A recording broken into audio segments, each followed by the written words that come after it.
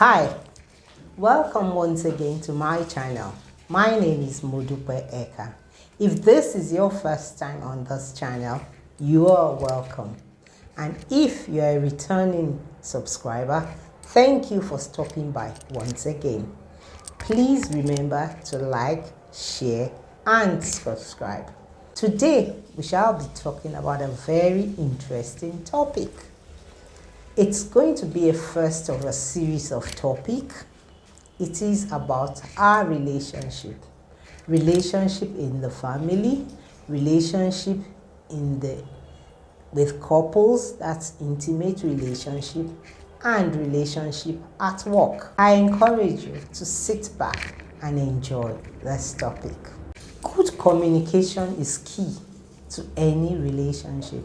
Relationship is life.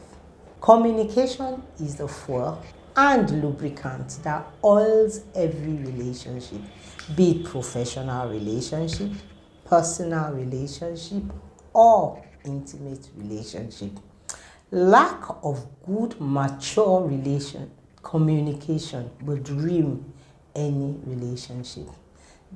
Therefore, in this series, we will be looking at the right way to communicate in our relationship. To begin with, trust is key in every relationship.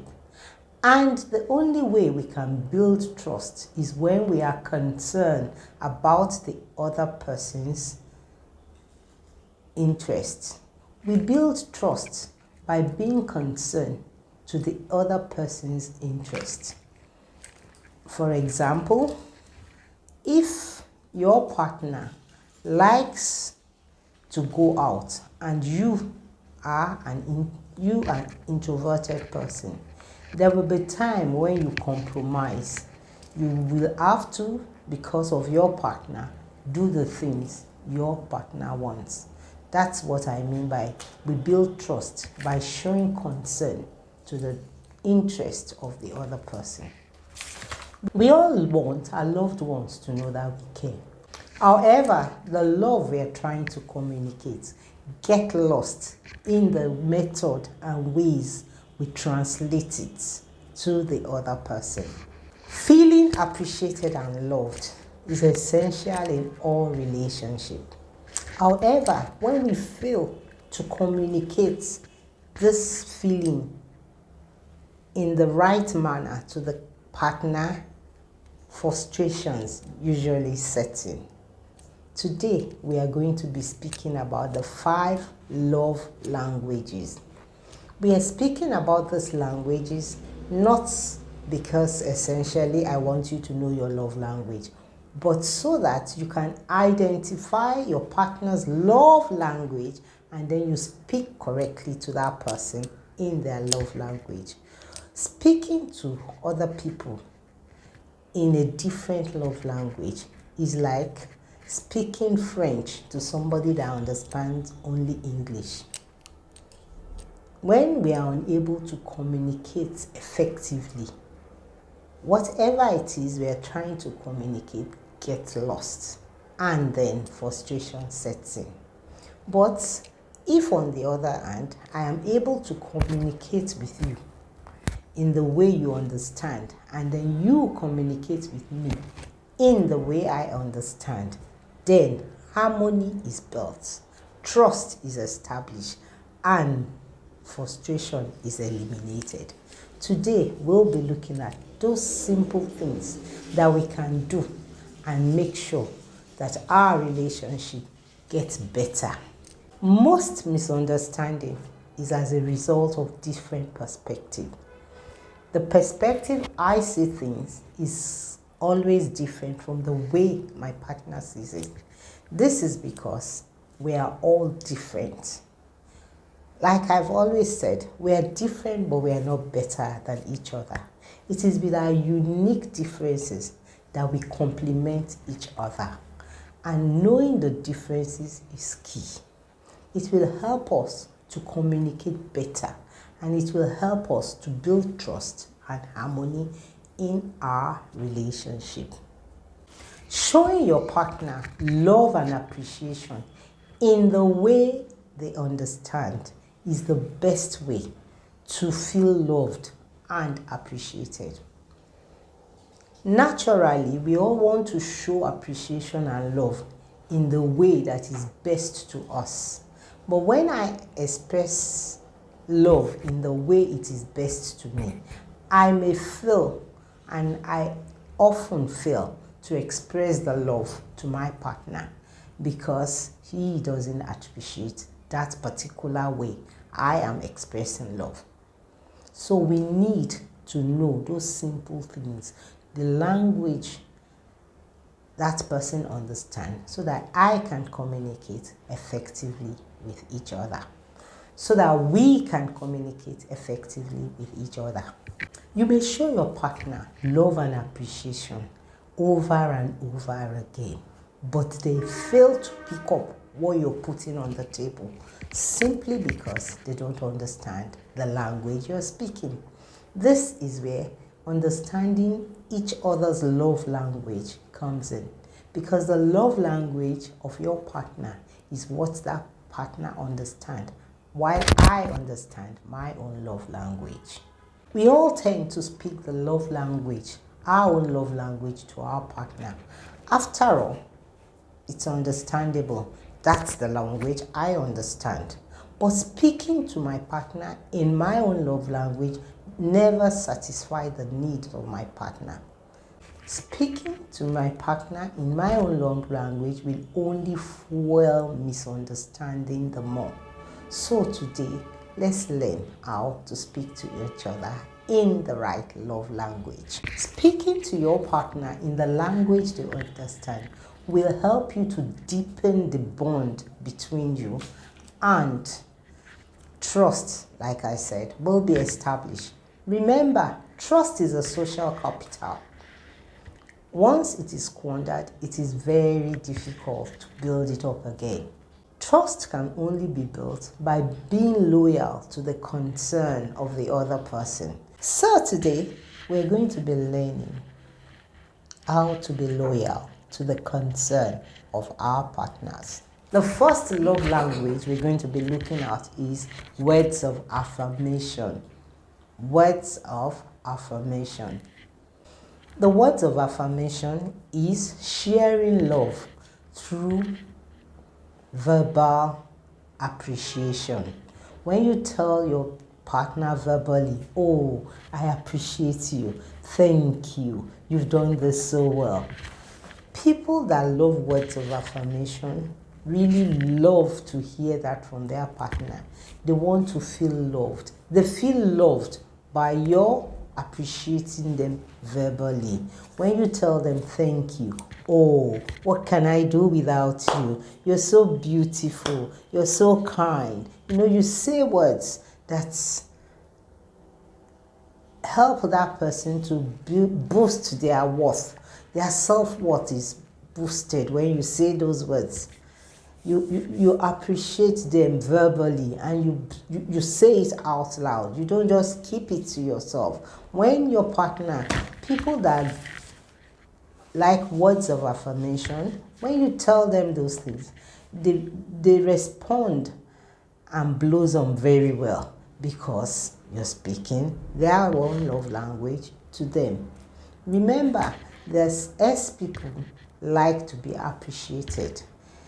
We are all a blend of all the love languages, but particularly as people like to be appreciated. They want to feel loved. They are supporters. And as they support you, if you appreciate them, you see that the S person will blossom in the relationship.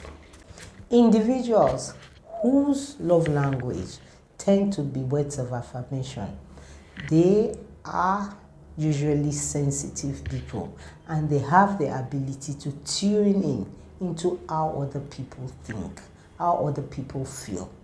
And you see that those individuals, they tend to get involved. They are the kind of person, like I was using the S people as an example, they are supportive people.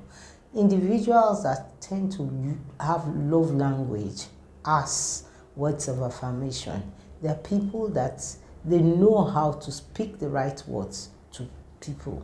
They know how to comfort you. They know how to speak the right words at the right time to themselves and to them. They know how to speak the right words to their partners.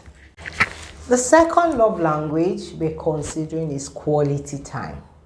Individuals whose love language is quality time, they tend to appreciate when you have quality time with them. They want you to, when you're talking to them, for example, they want you to be intentional, to listen and listen well. Such people will appreciate when they're talking to you. You may have to turn off the television. You may have to put away your phone.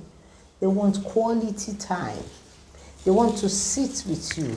They want you to talk and understand them. So some individuals, for instance, if my love language is words of affirmation and you give me quality time, I may not appreciate it because that's not the way I feel loved. So we need to learn how to communicate love and appreciation to our partners in the right way. Individuals who want quality time, they want your attention 100% when they are discussing with you. They don't want you when they are discussing with you, you are pressing on the phone, for example, or you are talking to another person, or you are eating, or any other distraction. They don't like it. They want your attention 100% when they are talking to you. Those are individuals that love quality time. This may mean eye contact and active listening. Active listening is when you are listening 100%. If your partner, for example, loves quality time, you need to learn to be more present when you are talking to them. This may mean turning off the television, putting away your phone to enjoy quality conversation with each other when talking with them. Physical touch. Yes, that's the third love language. Some individuals love physical touch. Physical touch does not need much explanation. These are people that enjoy cuddling, kissing. They want to touch you. They stand by you. They want you to touch them. They want you to hug them. They want you to touch them all the time. So some people's love language is just cuddling. It's just hugging. They feel close to you, and that gives them the satisfaction that they need.